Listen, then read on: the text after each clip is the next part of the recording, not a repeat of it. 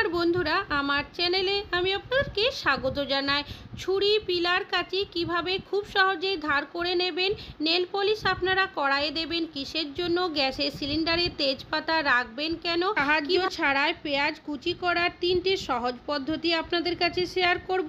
Jar বা কৌটোর ঢাকনা ফেলে না দিয়ে কিভাবে ব্যবহার করবেন তেমনই কিছু ইউজফুল টিপস শেয়ার করব। চলুন দেখে নেওয়া যাক আজকের প্রথম টিপস। নিয়েছি বেশ কিছুটা নেল পলিশ। আমরা কিন্তু প্রায় প্রত্যেকটা মহিলারাই কম বেশি পরতে পছন্দ করি, তবে এমন কিছু নেল পলিশ থাকে যেগুলো হয়তো আমরা খুব বেশি ব্যবহার করি না, তবে কিছুদিনের মধ্যেই দেখা যায় নেল পলিশটা কিন্তু শুকিয়ে যায়। এই শুকিয়ে যাওয়া নেল পলিশ আমরা ঠিক করে নিই অনেকেই নেল রিমুভার দিয়ে, তবে সবার কাছে সব সময় নেল রিমুভার থাকে না। তাছাড়াও নেল রিমুভারের দামও কিন্তু অনেকটাই।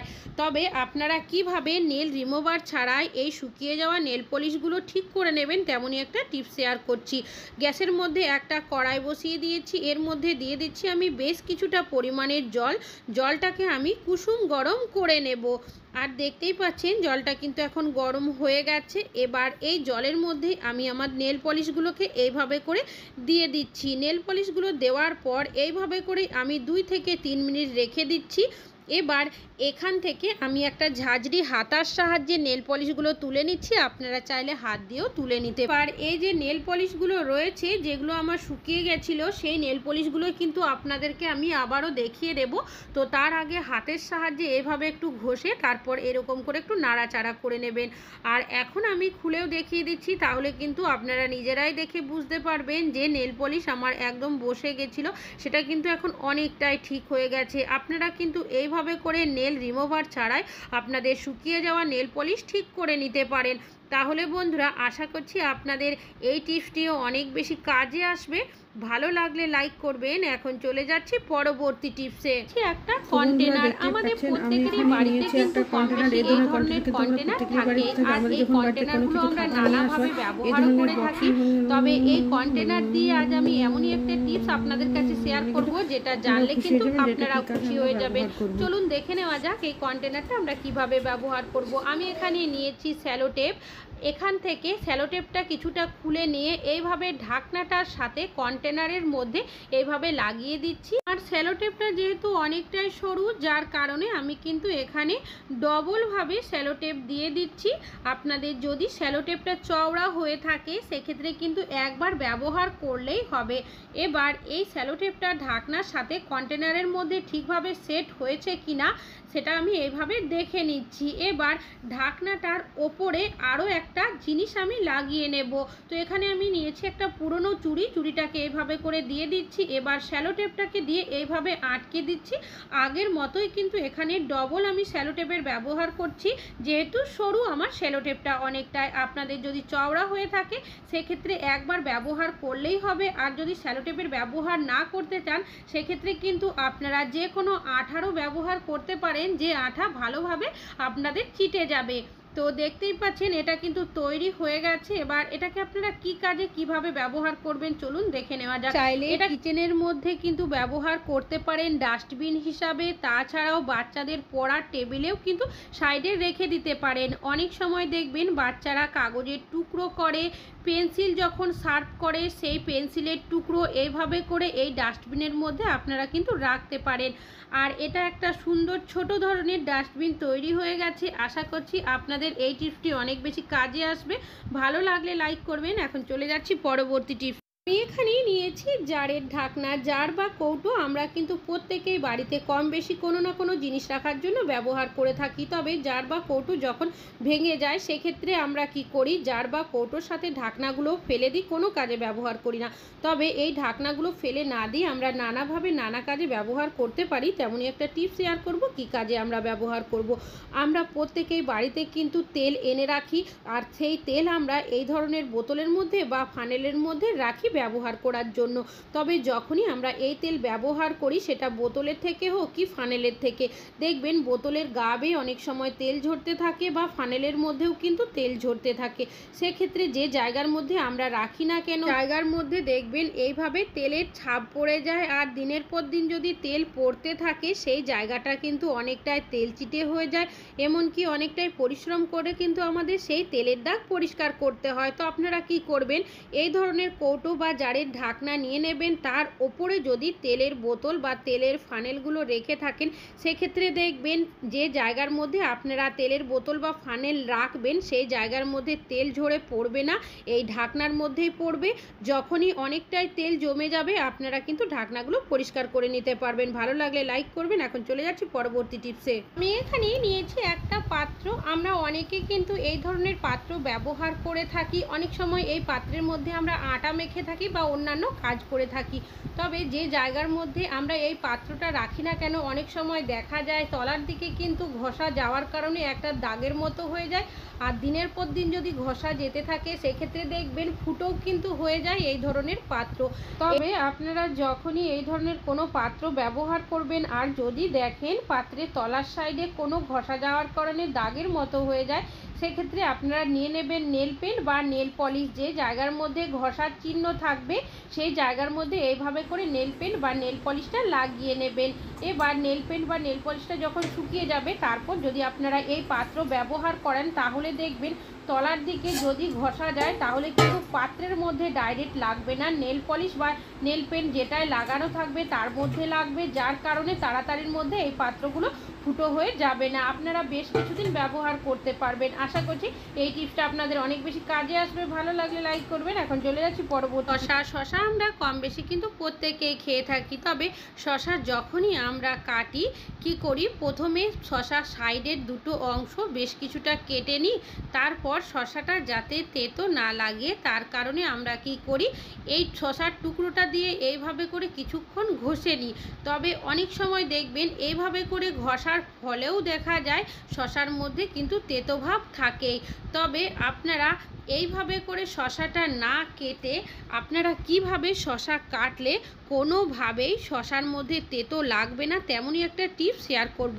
এই টিপসটা আমি নিজেও ফলো করেছি, খুব ভালো রেজাল্ট পেয়েছি, তাই আপনাদের কাছে শেয়ার করছি। প্রথমে শশার দুটো সাইডই আপনারা ঠিক যেভাবে কাটেন কেটে নেবেন। এবার কি করবেন, নিয়ে নেবেন একটা পাত্রের মধ্যে বেশ কিছুটা পরিমাণে নর্মাল জল।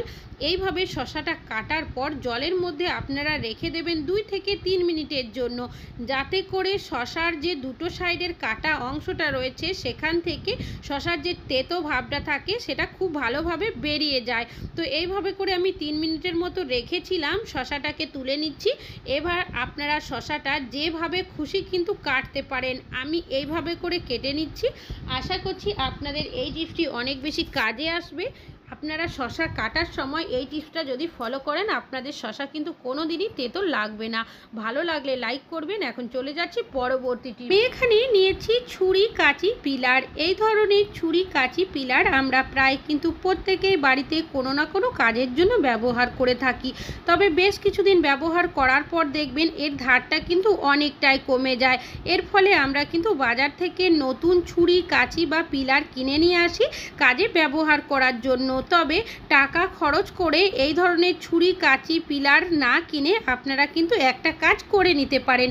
এই ধরনের যে স্টিলের চায়ের ছাঁকনিগুলো হয়ে থাকে তার উল্টো সাইডটা দেখবেন তারের থাকে, আর এইভাবে যদি আমরা আমাদের ছুরি কাঁচি পিলার কিছুক্ষণ ঘষে নিই চায়ের ছাঁকনির উল্টো দিকে, সেক্ষেত্রে দেখবেন এর ধার কিন্তু অনেকটাই চলে আসবে। আশা করছি আপনাদের এই টিপসটাও অনেক বেশি কাজে আসবে। ভালো লাগলে লাইক করবেন। এখন চলে যাচ্ছি পরবর্তী টিপসে। নিয়েছি বেশ কিছুটা পেঁয়াজ আমরা প্রত্যেকেই রান্নাবান্না করার জন্য কম বেশি ব্যবহার করে থাকি। তবে যখনই আমরা পেঁয়াজ কাটি না কেন দেখবেন পেঁয়াজ কাটার সাথে সাথে কিন্তু একটা ঝাঁঝালো ভাব বেরোয়, যেটা আমাদের অনেক সময় চোখের মধ্যে লাগে, চোখ জ্বালা করে, চোখের থেকে জলও পড়তে থাকে।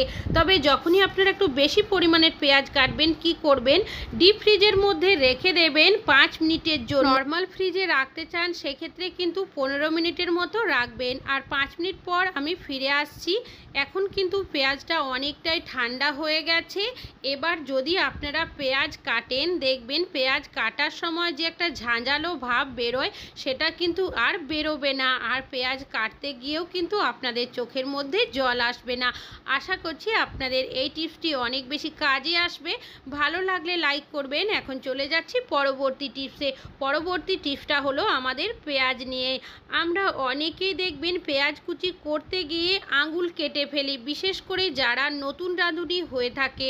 তবে আজকে আমি আপনাদের কাছে শেয়ার করব কুচি করার 3টে সহজ পদ্ধতি, তাও আবার ছুরি বা বটির সাহায্য ছাড়াই। চলুন দেখে নেওয়া যাক কিভাবে। তো আমি এখানে নিয়েছি একটা এই ধরনের চায়ের ছাঁকনি। এই যে চায়ের ছাঁকনিগুলো থাকে এর সাইডের যে অংশটা থাকে সেটা দেখবেন অনেকটাই ধারালো থাকে। তো এই ধারালো চায়ের ছাঁকনি দিয়েও কিন্তু আমরা খুব ভালোভাবে পেঁয়াজ কুচি করে নিতে পারি। তো এইভাবে করে যদি আমরা পেঁয়াজটাকে কাটতে থাকি তাহলে দেখবেন খুব সহজেই কিন্তু আমাদের পেঁয়াজটা কেটে নেওয়া হয়ে যাবে। আর এইভাবে পেঁয়াজ কাটলে আমাদের আঙুল কেটে যাওয়ারও কিন্তু সম্ভাবনা থাকবে না। আপনারা যদি চান এই পেঁয়াজটাকে আরও ছোট করে কাটতে, সেক্ষেত্রে আপনারা এইভাবে যদি কেটে নেন সেক্ষেত্রেও কিন্তু খুব ভালোভাবেই আপনারা পেঁয়াজটা কেটে নিতে পারেন। তো এইভাবে করে পেঁয়াজ কুচি করেও রান্নাতে ব্যবহার করে থাকি। আর যারা দেখবেন ছুরি বা বটির সাহায্যে ভালোভাবে পেঁয়াজটা কাটতে পারেন না, আঙুল কেটে যাওয়ার ভয় থাকে, সেক্ষেত্রে কিন্তু এই চায়ের ছাঁকনিগুলো আপনারা ব্যবহার করতে পারেন। কুচি করার আরও একটা টিপস আমি আপনাদের কাছে শেয়ার করছি। এই টিপসটা হয়তো অনেকে জানেন বা অনেকে জানেন না। পিলারের সাহায্যে যদি আমরা পেঁয়াজটাকে এইভাবে কুচি করে নিই তাহলে দেখবেন একদম মিহি কুচি হয়ে যাবে। আর এইভাবে করে কুচি আমরা যদি বটি বা ছুরির সাহায্যে করতে যাই সেক্ষেত্রে দেখবেন আমাদের অনেকেরই কিন্তু হাত কেটে যায়, তাও এতটা মিহি কুচি আমরা কিন্তু করতে পারি না। তাহলে বন্ধুরা আশা করছি আপনাদের পেঁয়াজ কুচি করার এই টিপসটাও অনেক বেশি কাজে আসবে। দেখতেই পাচ্ছেন কতটা মিহি কুচি কিন্তু পেঁয়াজটা করে নেওয়া হয়ে গেছে।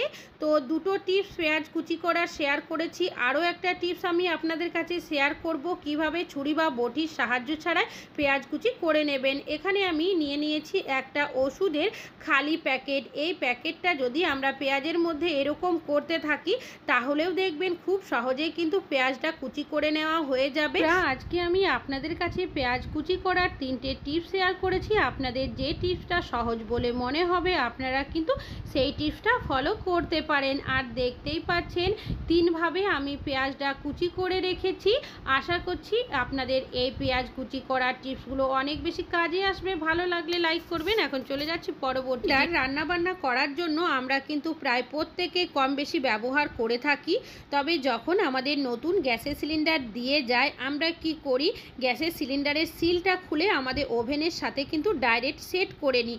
তবে ডাইরেক্ট এইভাবে সেট করা কিন্তু উচিত নয়। কেন কি গ্যাসের যে সিলিন্ডার থাকে তারও কিন্তু একটা এক্সপায়ারি ডেট লেখা থাকে, যেটা কিনা আমরা অনেকেই লক্ষ্য করি না। A27 লেখা রয়েছে, এটাই হলো এই গ্যাস সিলিন্ডারের এক্সপায়ারি ডেট। এ যদি লেখা থাকে তাহলে বুঝতে হবে জানুয়ারি, ফেব্রুয়ারি, মার্চ। বি লেখা থাকলে বুঝতে হবে এপ্রিল, মে, জুন।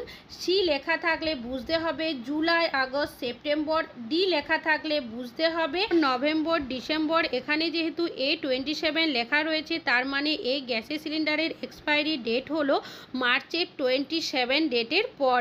আপনারা এইভাবে করে কিন্তু গ্যাসের সিলিন্ডারটা অবশ্যই চেক করে নেবেন। আশা করছি অনেক বেশি কাজে আসবে এই টিপসটা। আপনাদের ভালো লাগলে লাইক করবেন। এখন চলে যাচ্ছি পরবর্তী টিপসে। একটা পাত্র, আপনারা যে কোনো পাত্র নিতে পারেন। আর নিয়েছি এখানে আমি 3টে তেজপাতা। যেহেতু ছোট সাইজের যার কারণে 3টে নিয়েছি। বড় সাইজের তেজপাতা হলে 2টো নিলেও চলবে। একটা কাঁচির সাহায্যে আমি এইভাবে করে ছোট করে টুকরো করে নিচ্ছি। আপনারা চাইলে হাতের সাহায্যেও টুকরো করতে পারেন, তবে যদি মিক্সির জারের মধ্যে ঘুরিয়ে নেন তাহলে কিন্তু আরও ভালো হবে। তেজপাতার মধ্যে এমনিতে একটা স্ট্রং গন্ধ থাকে, তার মধ্যে যদি এইভাবে টুকরো করে নেন বা গুঁড়ো করে নেন সেক্ষেত্রে দেখবেন তেজপাতার যে স্ট্রং গন্ধ থাকে সেটা কিন্তু আরও ভালোভাবে বেরোতে শুরু করবে। আর দেখতেই পাচ্ছেন পুরো তেজপাতাটাই আমি এইভাবে করে কিন্তু কাঁচির সাহায্যে টুকরো করে নিচ্ছি। এবার এটাকে আপনারা কিভাবে ব্যবহার করবেন, এর মধ্যে দিয়ে দিচ্ছি আমি বেশ কিছুটা পরিমাণের বেকিং সোডা। তারপর এইভাবে করে মিশিয়ে নিচ্ছি। এবার এটা কিন্তু একটা স্ট্রং সলিউশন তৈরি হয়ে গেছে। কি কাজে ব্যবহার করবেন চলুন দেখে নেওয়া যাক। সিলিন্ডারটা কিচেনের মধ্যে যেখানে রেখে থাকি তার সাইডে অনেক সময় দেখা যায় ছোট ছোট তেলাপোকা, আরশোলা, মাকড়সা বা কখনো দেখা যায় ইঁদুরও কিন্তু চলে যায় গ্যাসের সিলিন্ডারের পিছনের সাইডে, যেহেতু অনেকটাই অন্ধকার মতো জায়গা থাকে। আর এইভাবে যদি ছোটোখাটো পোকামাকড় থাকতে দেখা যায়, সেক্ষেত্রে দেখা যায় পুরো কিচেনের মধ্যেই কিন্তু এই তেলাপোকা, আরশোলার উপদ্রব বেড়ে যায়। তাছাড়াও অনেক সময় আমরা কিন্তু এর আশেপাশে বাসনপত্র বা নানা রকমের জিনিসপত্র রেখে থাকি। তবে আপনারা কি করবেন, যে তেজপাতা আর বেকিং সোডার মিশ্রণটা আমি করে রেখেছি, সেটাকে যদি আমরা এইভাবে করে গ্যাসের সিলিন্ডারের সাইডে দিয়ে রেখে দিই, সেক্ষেত্রে দেখবেন এই দুটো মিশে যাওয়ার কারণে একটা স্ট্রং সলিউশন তৈরি হয়ে যাবে। এর গন্ধের কারণে গ্যাসের সিলিন্ডারের আশেপাশে দেখবেন কোনো পোকামাকড়, আরশোলা, টিকটিকি, ইঁদুর কোনো কিছুই কিন্তু আসবে না। এইভাবে করে আপনারা ছড়িয়ে রেখে দেবেন। ভালো লাগলে লাইক করবেন। আজকে এখানেই শেষ করছি, আবার চলে আসবো নতুন টিপসের ভিডিও নিয়ে।